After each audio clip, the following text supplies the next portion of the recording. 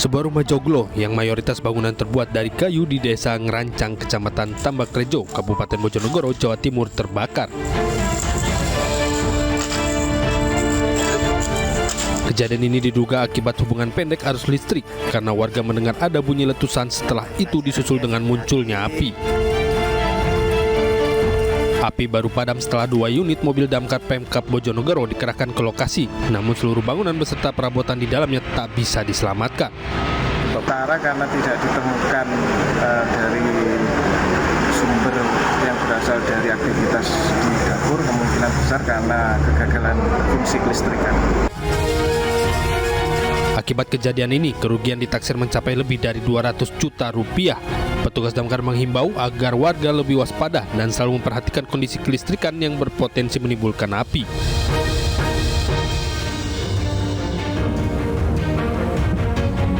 Halo, selamat malam pemirsa, apa kabar? Kebakaran rumah joglo di Bojonegoro, Jawa Timur tadi menjadi pembuka jumpa kita di iNews Prime. Selain itu, elektabilitas dua bakal calon presiden yakni Prabowo Subianto dan Ganjar Pranowo bersaing ketat. Dari hasil survei terbarunya, Ganjar Pranowo unggul di basis pendukung Jokowi. Kami akan membahasnya lebih jauh di iNews Prime dan saya Ansha Dasuki. Anda menyaksikan iNews Prime selengkapnya.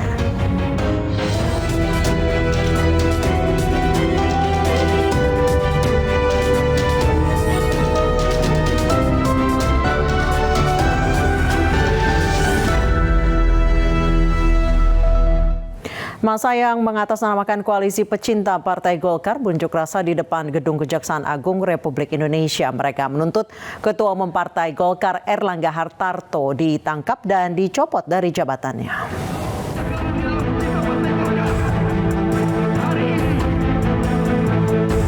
Masa yang tergabung dalam koalisi pecinta Partai Golkar menggelar aksi unjuk rasa di depan Gedung Kejaksaan Agung Republik Indonesia, Kebayoran Baru, Jakarta Selatan, Senin siang. Masa menuntut agar Kejaksaan Agung dapat menindaklanjuti tuntutan mereka pada hari ini atas dugaan keterlibatan Erlangga Hartarto dalam kasus CPO minyak goreng. Hal ini dikarenakan Erlangga Hartarto merupakan Menteri Perekonomian Republik Indonesia sebagai pengambil kebijakan saat kondisi terjadinya kelangkaan minyak goreng di tanah air. Mendesak kepada Kepala Kejaksaan Agung Bapak Burhanuddin untuk segera menangkap.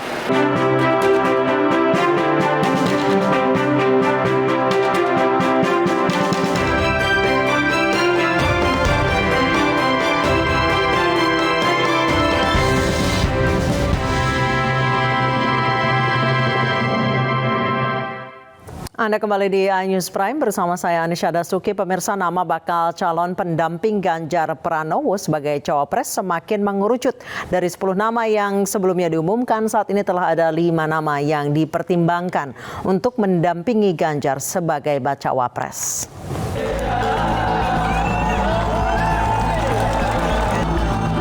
Ketua DPP PDI Perjuangan Puan Maharani menyebut 10 nama cawapres yang berpotensial mendampingi Ganjar telah mengerucut menjadi 5 nama. Kelima nama tersebut adalah Sandiaga Uno, Erick Thohir, Andika Perkasa, AHY, dan Caimin. 5 nama yang disebut oleh Puan muncul berdasarkan 10 nama bakal calon wakil presiden Ganjar Pranowo yang sempat diumumkan saat Rakernas PDI Perjuangan bulan lalu. Sandiaga, Erick, Andika, Mas AHY, Caimin. Baru jalan ke Semen kita Pak. Ada 10 nama tapi sekarang sudah mulai mengerucut. Ibu sekalian yang Puan juga berharap PKB juga akan merapat mendukung Ganjar Pranowo sebagai Bacapres 2024. Hal itu diungkapkan Puan saat acara puncak peringatan 25 tahun PKB. Hubungan PDI Perjuangan dan PKB terjalin selama 20 tahun. Pemilih Jokowi Maruf Amin mendukung calon presiden Ganjar Pranowo di Pilpres 2024. Dari hasil survei indikator politik, tingkat keterpilihan Gubernur Jawa Tengah itu mencapai 49,3%.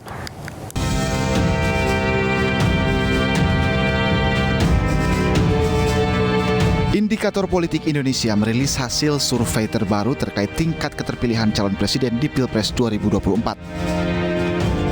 Dari hasil survei indikator politik yang dirilis 23 Juli 2023, elektabilitas dua bakal calon presiden yakni Prabowo Subianto dan Ganjar Pranowo bersaing ketat. Namun, dari hasil survei terbarunya, Ganjar Pranowo unggul di basis pendukung Jokowi. Ganjar memperoleh elektabilitas 49,3%, disusul Prabowo Subianto 28,5%, sementara Anies Baswedan 14%. Tetapi saat itu pemilih Pak Jokowi Kiai Ma'ruf tidak lantas lari ke yang lain. Kebanyakan saat itu adalah TTTJ, tidak tahu tidak jawab. Nah, ketika akhirnya Ganjar dapat tiket dari PDI Perjuangan, basis pemilih Pak Jokowi Kiai Ma'ruf mulai pulih lagi. Sementara dalam simulasi 5 nama yang paling pantas sebagai calon wakil presiden, Erick Thohir memiliki tingkat keterpilihan 22,9%. Disusul Gubernur Jawa Barat Ridwan Kamil dan Sandiaga Uno di posisi 3. Sementara Agus Harimurti Yudhoyono berada di posisi 4 dan Hovifah Indar Parawansa berada di posisi 5 dengan tingkat keterpilihan 9,8%. Survei indikator politik Indonesia ini melibatkan 1.220 responden dari seluruh provinsi di Indonesia dengan toleransi kesalahan 2,9%. Dan untuk membahasnya lebih lanjut terkait elektabilitas Baca Pres 2024, sudah terhubung bersama kami Yusuf Lakaseng, Ketua DPP Partai Perindo, dan Kennedy Muslim, peneliti indikator politik Indonesia. Saya ke Mas Kennedy terlebih dahulu. Mas, dari hasil survei indikator bisa Anda jelaskan lebih rinci terkait bahwa memang Ganjar Pranowo adalah capres pilihan Jokowi? Ya, jadi Anissa, dari rilis survei yang kami lakukan hari Minggu kemarin, ini merilis hasil survei yang kita lakukan di akhir bulan Juni. Memang tampak ada pemulihan momentum ya bagi capres Ganjar Pranowo terkait dengan basis pemilih Jokowi Ma'ruf Amin di pemilu 2019 gitu. Jadi di pertanyaan survei kami memang selalu kita tanyakan siapa yang Bapak atau Ibu pilih sebagai presiden saat pasangan capres yang dipilih oleh Bapak atau Ibu ketika Pilpres 2019, dan ada pilihan Pak Jokowi Ma'ruf Amin atau Prabowo Sandi ketika itu gitu. Jadi dari hasil analisa yang kami lakukan, data kami menunjukkan bahwa ada peningkatan di suara basis Jokowi Ma'ruf Amin terhadap capres Ganjar Pranowo. Dari survei bulan April itu masih di angka 37%, meningkat cukup tajam menjadi 49,3%.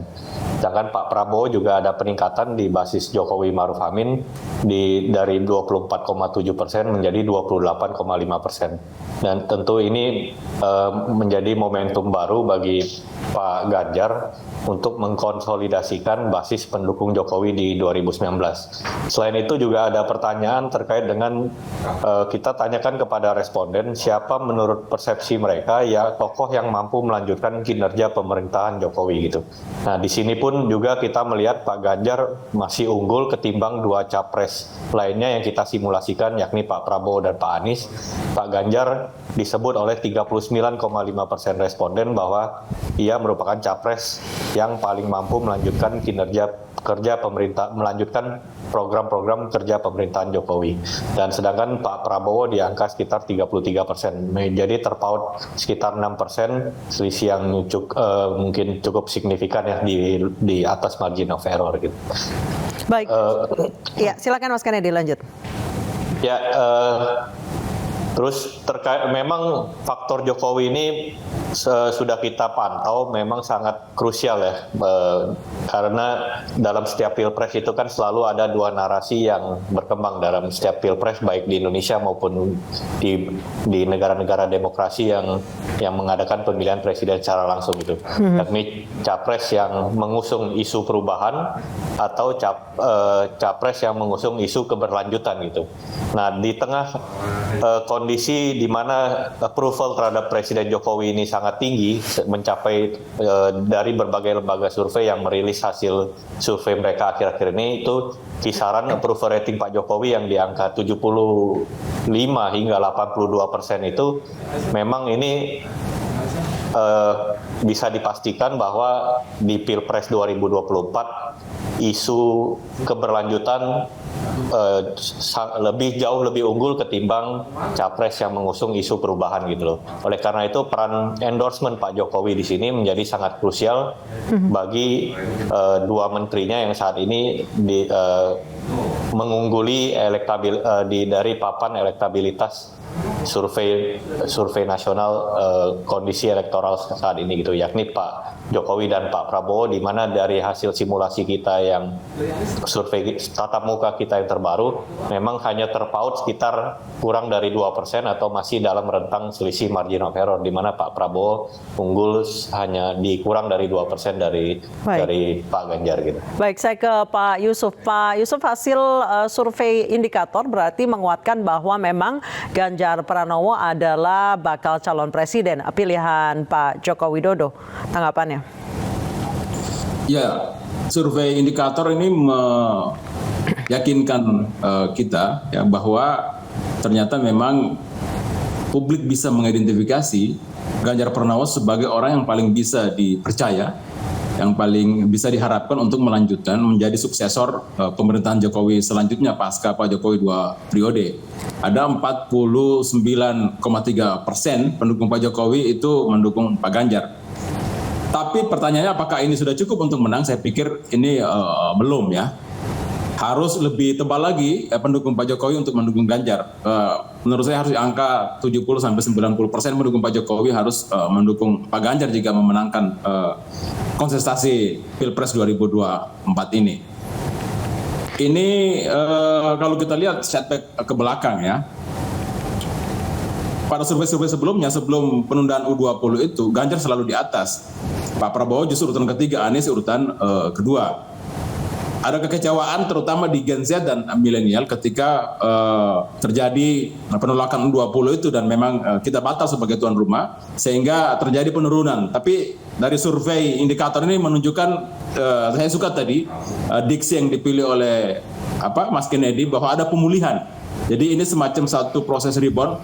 Orang kemudian melihat bahwa dalam dinamikanya selanjutnya ternyata ada pemulihan dukungan terutama di Gen Z dan milenial, bahwa ternyata urusan negara ini bukan hanya soal U20 aja, tapi banyak hal yang lebih besar, terutama soal pengentasan kemiskinan, lapangan pekerjaan, pemberantasan korupsi, ya, dan lain-lain sebagainya. Itu menjadi kebutuhan lebih utama yang harus dipilih.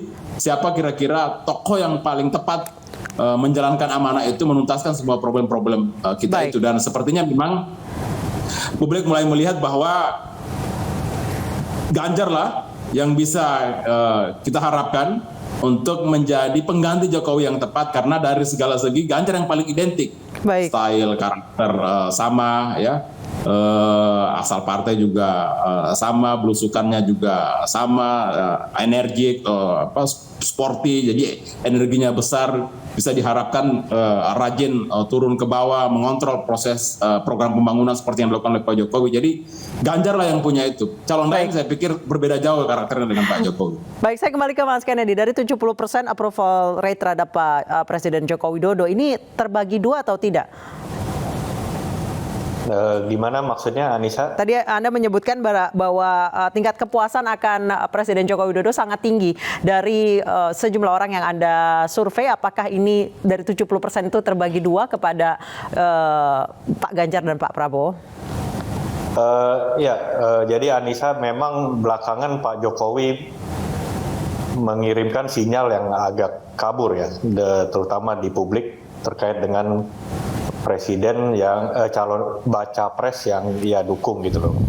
Terkadang ia menunjukkan dukungannya kepada Ganjar, dan juga belakangan juga semakin intens mengajak Pak Prabowo berkeliling. Tapi ini menurut saya merupakan strategi dari Presiden Jokowi sendiri, dan memang kalau kita melihat dari analisa basis dukungan tersebut, di mana Pak Anies yang sebagai baca pres yang mengusung isu perubahan sebagai antitesis dari pemerintahan Pak Jokowi saat ini, memang seperti membentur tembok gitu loh.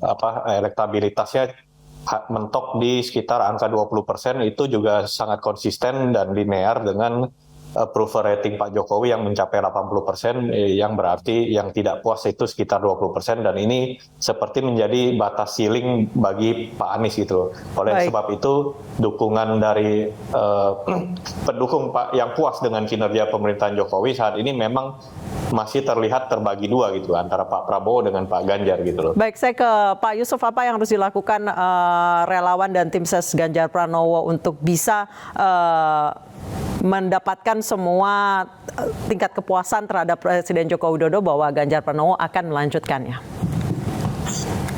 Anissa, ada dua hal yang menjadi penentu pemenangan siapa pemenang Pilpres kali ini. Yang pertama adalah dukungan Pak Jokowi. Tadi Mas Kennedy sudah menyebutkan tingkat kepuasan terhadap Jokowi ini tinggi sekali sampai di atas 80%. Maka endorsement Jokowi kepada Ganjar itu penting jika Ganjar ingin memenangkan pertarungan ini. Dan akhir-akhir ini makin jelas dukungan Presiden kepada Ganjar itu terlihat dengan simbolisasinya dari kehadiran Gibran yang terus mendampingi Ganjar berkampanye. Bahkan Gibran terakhir sudah memakai baju garis hitam putih yang menjadi atribut dalam konsentrasi Pilpres yang dipakai oleh Ganjar kali ini, seperti dulu kotak-kotak dipakai oleh Pak Jokowi dalam Pilkada Jakarta. Yang kedua adalah penentunya adalah pemilih muda, karena 52 bahkan 53% adalah populasi pemilih dalam pemilu kali ini. Jadi Gen Z dan milenial sangat menentukan. Nah, dalam meraih dukungan mereka ini, saya pikir tidak hanya mengandalkan gimmick-gimmick komunikasi medsos yang inovatif, yang kreatif, tapi juga harus ada gagasan yang konkret menyangkut nasib mereka para Gen Z dan milenial ini. Dan kalau lihat dari survei, milenial dan Gen Z ini kan masalah yang mereka inginkan untuk dituntaskan adalah satu, lapangan pekerjaan, yang kedua adalah korupsi, kemudian soal kesejahteraan. Saya kira Ganjar harus sudah bicara soal tiga hal ini yang menjadi kebutuhan milenial, Gen Z, untuk harus dikasih gambaran ke mereka bahwa kalau Ganjar jadi presiden, ada masa depan yang lebih cerah, ada penciptaan lapangan kerja yang besar, ada pemberantasan korupsi yang betul-betul tegas dilakukan. Saya kira itu. Baik, terima kasih Pak Yusuf Lakaseng dan Mas Kennedy Muslim telah bergabung bersama kami di News Prime. Selamat malam. Pemirsa, bakal calon presiden dari PDI Perjuangan yang didukung Partai Perindo, Ganjar Pranowo, sedikit demi sedikit mulai membocorkan kriteria bakal calon wakil presidennya. Satu visi misi dengan dirinya sebagai baca pres menjadi syarat mutlak, karena menurut Gubernur Jawa Tengah ini calon wakil presiden tidak hanya sekedar menjadi ban serep atau pengganti kala presiden berhalangan.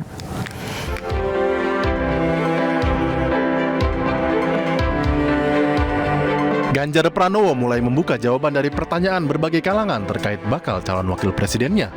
Baca pres PDIP yang didukung Partai Perindo ini menekankan pentingnya peran wakil presiden. Oleh sebab itu, bakal calon wakil presiden yang dapat mendampinginya harus satu visi dan misi serta patuh terhadap konstitusi dan perundang-undangan. Hal tersebut disampaikan Gubernur Jawa Tengah Ganjar Pranowo dalam Indonesia Data and Economic Conference 2023 secara daring. Kriterianya yang pertama harus satu nilai, satu visi, tidak boleh ada agenda sendiri. Sehingga presiden dan calon wakil presiden itu atau presiden dengan wakil presiden itu satu paket, duit tunggal. Maka kalau kemudian itu sudah, maka harus punya semangat sama-sama untuk menjalankan perintah konstitusi dan undang-undang. Ganjar menambahkan, cawapres tidak harus mempunyai latar belakang ekonomi. Apabila cawapres tidak memiliki latar belakang ekonomi, maka hal yang bisa dilakukan adalah memberi tim ekonomi yang kuat, seperti yang selama ini membantu Presiden Joko Widodo bisa dijadikan contoh. Tim Liputan iNews melaporkan.